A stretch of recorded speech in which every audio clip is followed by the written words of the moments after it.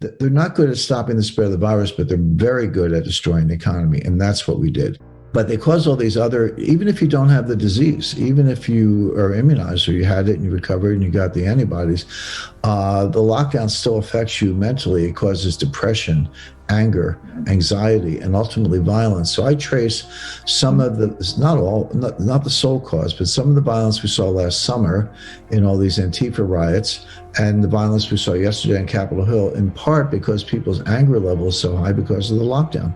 March, April, May was the first lockdown. The George Floyd death was the end of May, and the riots broke out in June, July, and August. Now, what else was happening in July? Well, that was right around the time when the mayors and governors were saying, okay, now we can reopen. You know, the worst is over, looks like we got the virus contained, et cetera, we can reopen.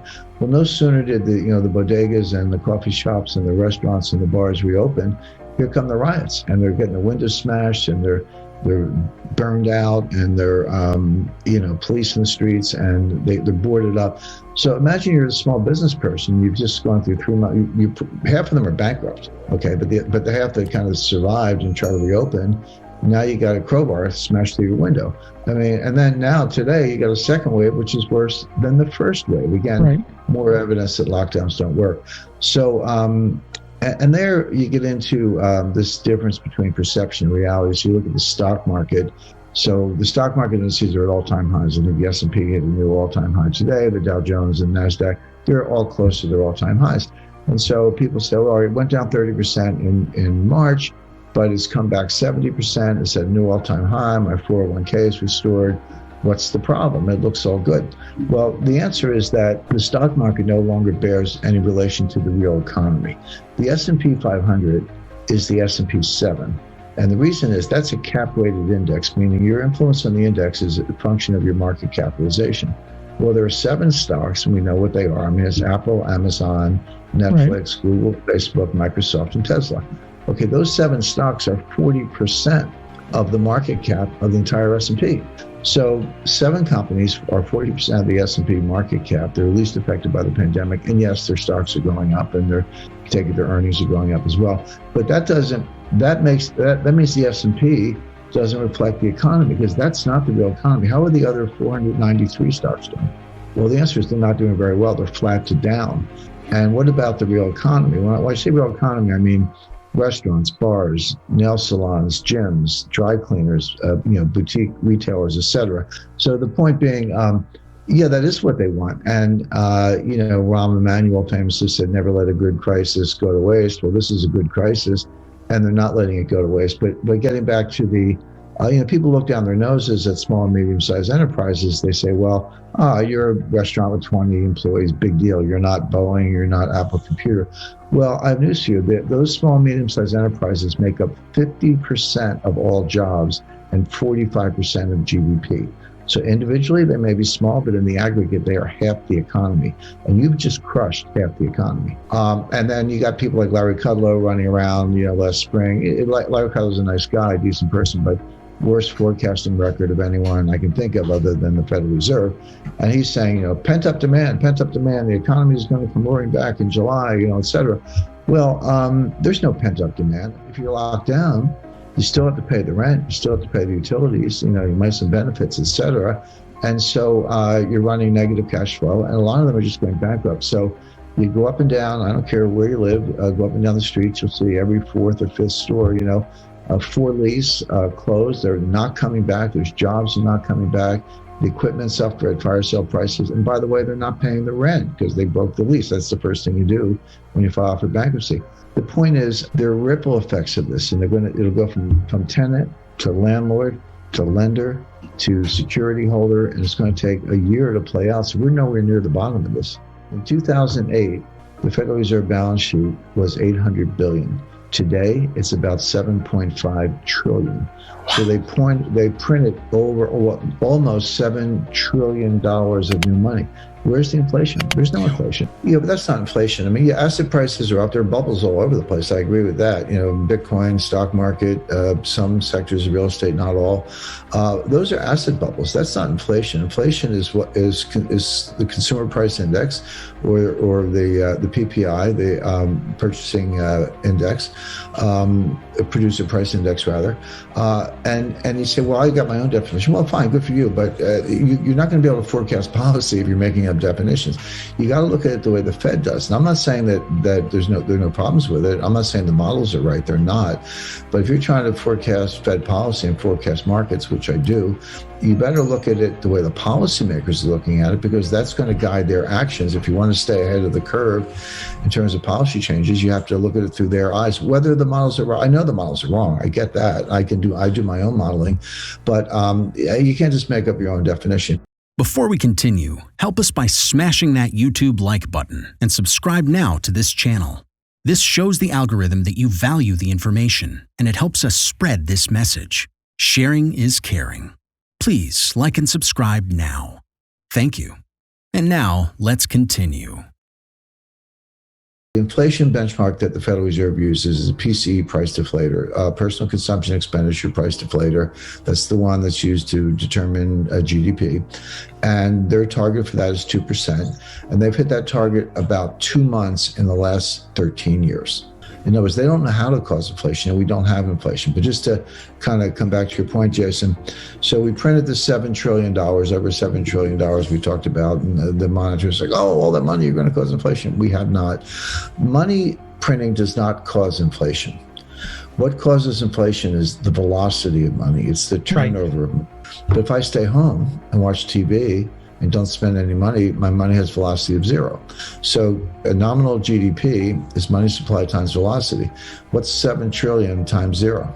So if you don't have velocity, you don't have economy. So you can think of the money print. There is money printing for sure, but think of the money printing as piling up wood, just piling up. A big pile of wood doesn't start a fire. You need a match. You need a bolt of lightning. You need a blowtorch. You need some catalyst. So if you're worried about inflation, and actually right now deflation is a bigger problem, but if you're worried about inflation, don't worry about the $7 trillion pile of wood. Ask yourself, where's the spark? We've got another problem, which I just explained why monetary policy does not work. Fiscal policy does not work either. You can have deficit spending, but stop calling it stimulus, because it's not stimulus. And why is that? You have to look at another metric, which is the debt to GDP ratio. So how much government debt is there, and what's GDP? And a simple example, let's say you had, and these are not the right numbers, but just as an example, let's say you had $10 trillion of debt and $20 trillion of GDP. Well, in that example, the debt to GDP ratio is 0.5. It's 50%. The debt's 50% of the debt's 50% of GDP.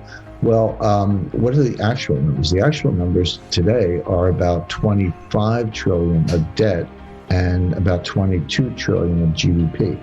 In other words, the debt to GDP ratio is actually around closer to 130%. Your Keynesian multiplier works up to a debt to GDP ratio of about 90%. So what's the Keynesian multiplier? Keynesian multiplier is when you're in a liquidity trap and you want consumption and people won't spend, they save. That's what they're doing today. The stock market was up today because, so Biden's going to be president, the Democrats control the Senate. So that means we're not going to get $600 checks. We're going to get $2,000 checks and more. So the stock market, which usually gets things wrong, by the way, but they've said, all right, with all this stimulus, people are going to get the money, they're going to spend it. Here's your inflation, kind of what you were asking about, Jason. Here's your inflation. So interest rates are going up. That's not what people do with the money. They will get the money. I agree with that. And there will be more deficit spending, but they're not spending it. They're saving it. They're either paying down debt, which economically is the same as saving, or they're actually saving. And look, if you lost your job, of course you're going to save money. You're not going to, you'll pay the rent or whatever, but you're not going to go spend it on a, vacation or whatever. But even people who haven't lost their jobs worry that they might be next. So if you get savings, you're in a liquidity trap. Nobody's spending the money. Look at the math. What's happening? Your debt is still going up by $1, but your GDP is only going up 90 cents. So what's happening to the debt to GDP ratio? It's getting worse. That means the return on the next dollar is lower. This is why you cannot borrow your way out of a debt crisis. Right. You cannot print your way out of a liquidity crisis. You need other solutions. And I talk about the solutions in the conclusion of the book. The greatest period of sustained deflation in U.S. history was the Great Depression between 1929 and 1940. In that period, gold went up 75%. It started at $20 an ounce. It was $20.67 an ounce, and it went up to $35 an ounce. So in dollar terms, that's a 75% gain. The best performing stock on the New York Stock Exchange during the Great Depression was Homestake Mining, out in South Dakota, which again, because they were producing gold. So gold does very well in deflation. No, so why is that? It seems kind of counterintuitive. The answer is governments cannot afford deflation because you can't tax it. You can tax inflation all day long. Governments love it, but you can't tax deflation. If I don't get a raise, but the price of everything goes down, my standard of living just went up because my same amount of cash has higher purchasing power. So my standard of living goes up in deflation, but the government can't tax it. So they want inflation because they want me to get more nominal dollars so they can tax it. So if governments can't stand deflation, and they can't, and you have deflation, how do you get out of it? The answer is raise the price of gold, raise the dollar price of gold. What to do in such a situation? Inform yourself and keep your financial education strong. We from the Compact Group offer our loyal subscribers a free educational portal with first-hand monetary, financial, and economic knowledge. Enter our invite-only Insider Club by clicking the link below. You will get access to first-class information far earlier than the rest. We have prepared a special deal for all our members where you can access a giant pool of Robert Kiyosaki's financial wisdom for just $1. To find out more, simply click the link below and join our Insider Club absolutely free. But there is more you can and should do. Build up several streams of income. More and more people realize that they have to take their future in their own hands, but they don't know how and where to start. We from Compact offer our Insider Club members unique opportunities. Strengthen your financial muscle and get the edge. Click the link below. Become part of our free Insider Club. No financial obligations. But there's one important thing you have to know. You have to become active. So do it now. Become active and see you on the other side.